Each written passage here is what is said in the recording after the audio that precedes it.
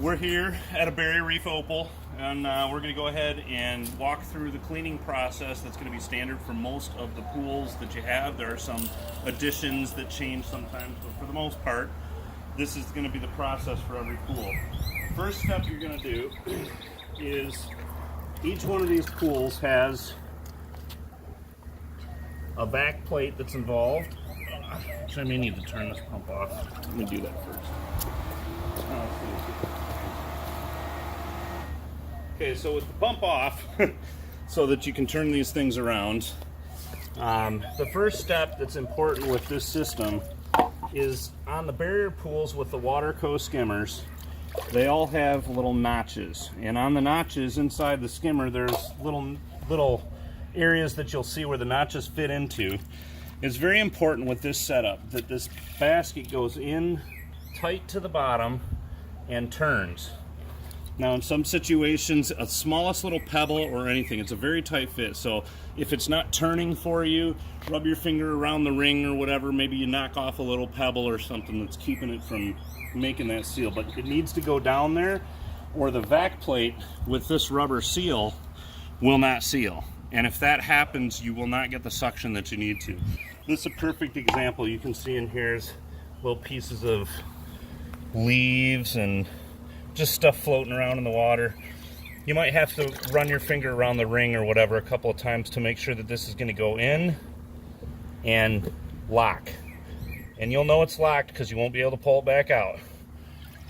It's also important on this, let me just show on the skimmer here. These vac plates have an adjustment that allows for water to go by. Depending on where it is, if you have a very super powerful pump, you probably want to have this adjusted open a little bit so that it doesn't suck the vacuum right down to the floor and get stuck. In that case, if that's happening, back this off a little. Counterclockwise is going to allow more water to go through. Clockwise is going to allow less. And the less water that goes through here means the more greater suction you're going to have in the hose.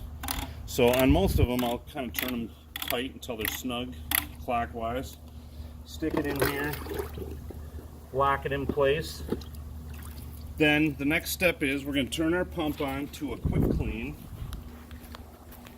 In this case, we've got a Pentair 3-horse variable speed, and we're going to just turn it on and then hit quick clean.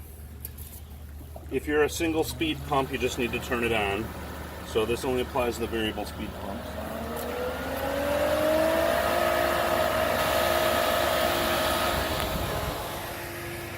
You want to take your vacuum head and attach it. The hose actually says right on it which end goes to the vacuum and which end goes to the skimmer, but it doesn't really matter, honestly.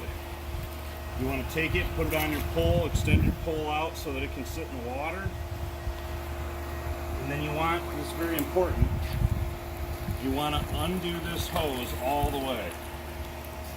Take out all of the loops, because these pumps are powerful, and what will happen is if there's loops in there and you go to pull on it while you're sucking, it will suck a flat spot into the hose and kink it, and once that happens, it is always weak there, and it can cause a problem to where you can't even use the hose. It'll just suck it flat every time. So I always tell people, even on a small pool like this Opal, unroll it all the way, and then take the end and stick it in front of one of the returns.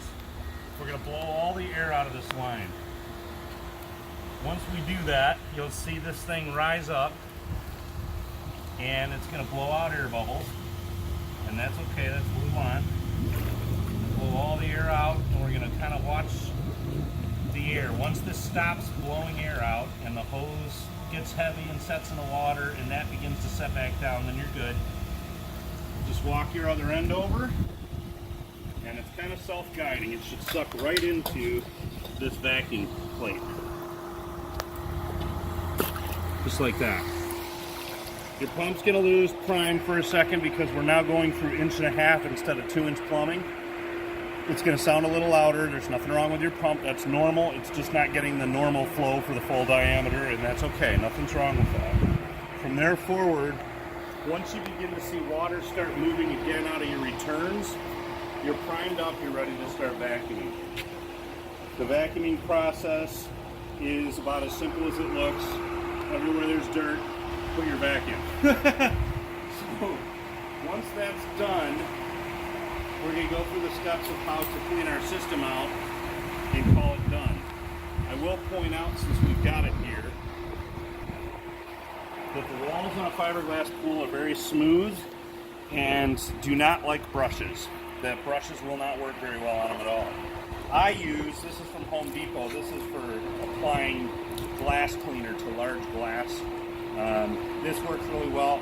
Honestly, a brush with a towel wrapped around it, or a t-shirt, or any kind of cloth, if you can wrap it around something and put it on, you'll find that even though you brushed it for a half an hour and nothing moved, with this you can just wipe it right off and it's done.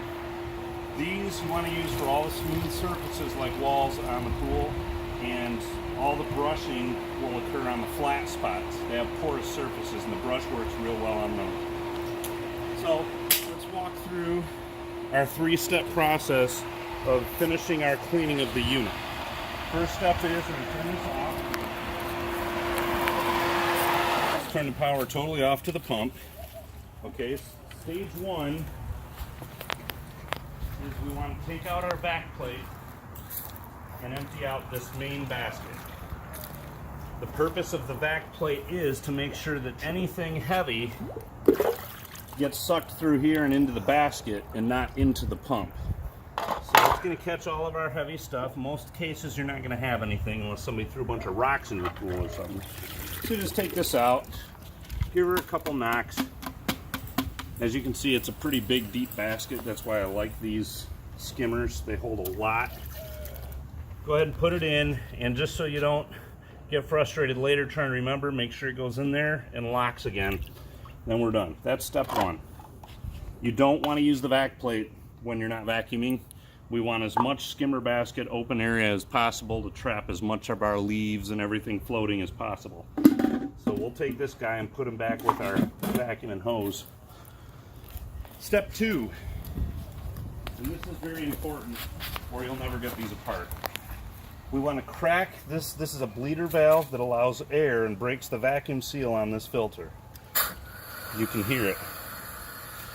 We want to let all that vacuum seal break or you'll hardly ever be able to pull that thing apart. So just let it do its thing. It'll take a second. Once you stop hearing air hissing, you've pretty much broken the vacuum seal at that point.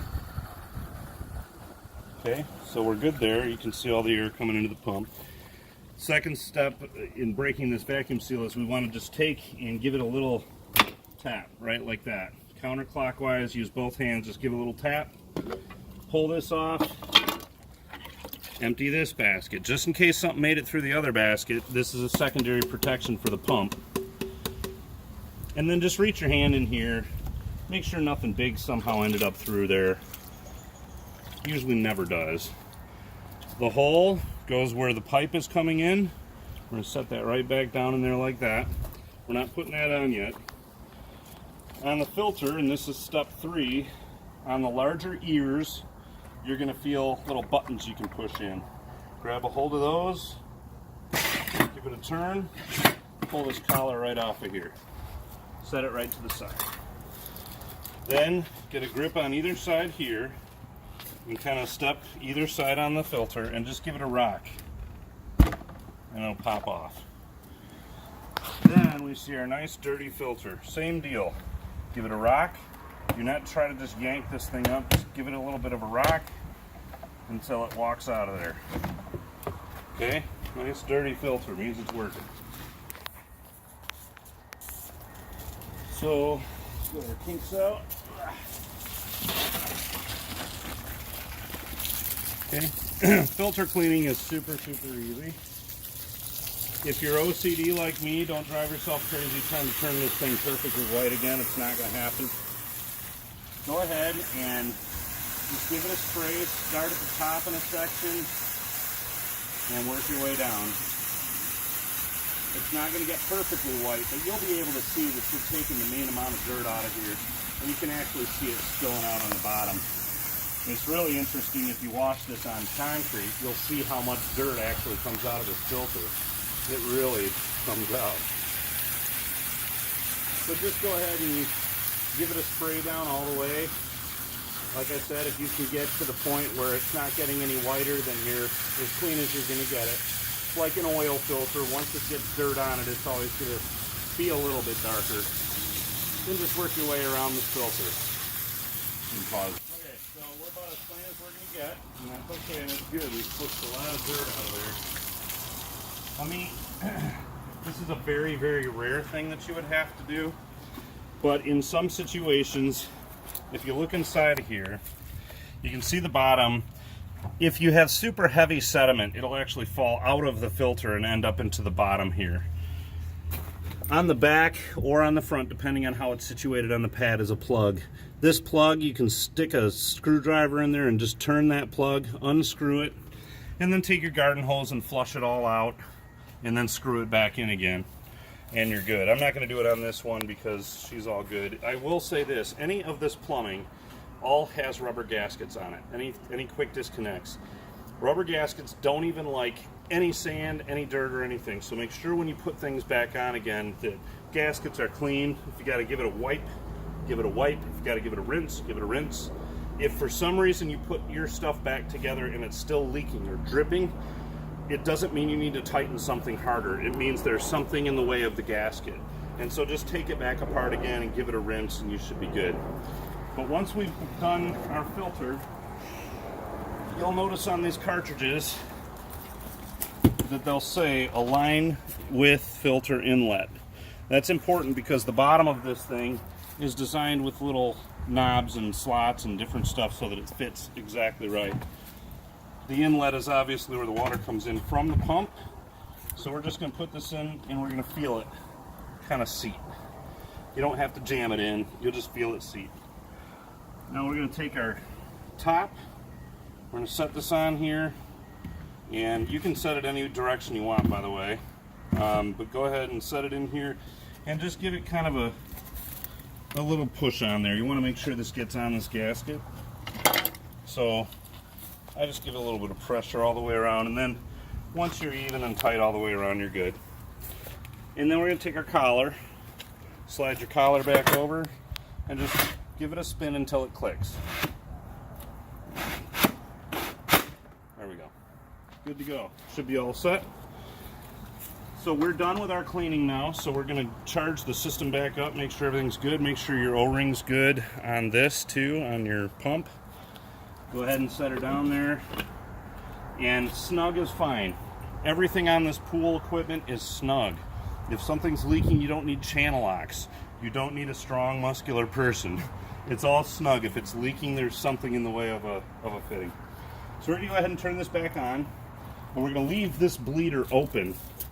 We want all the water to push in and push all of our air out this bleeder. In a second, you're going to hear it start hissing. We're going to let it hiss until water comes out, and when water comes out, we're going to close it. Then we should have a nice sealed system.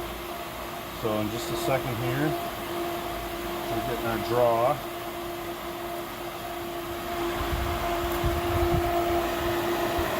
There we go. You can hear this hissing.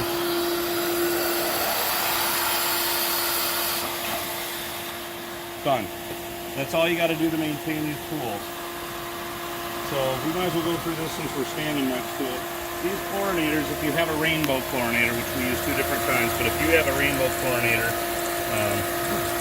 you got to make sure whoever checked it last turned the top on tight. But these dials here will let you know exactly how much is going into the pool. I recommend everybody starts around 2 or 3, and then just test your pool. Allow 48 hours for your adjustments to actually be something you trust. But I do want to say this about this. On these chlorinators, because I just brought this up, they fill with these chlorine tabs in here, these 3-inch tabs. It's important to make sure that the tabs aren't filled all the way to the very top. You need to leave a tab or 2 down, because that allows that water to swish around in there. If you fill it all the way to the top, it actually just moves right past it and doesn't take the chlorine down with it. So if you're having chlorination problems and it's not getting in the pool, pull a tab out. Check and see how tight it actually is. But at that point there, we're good to go. Wrap up our hose and and we're done. And that's all it takes to maintain one of these pools.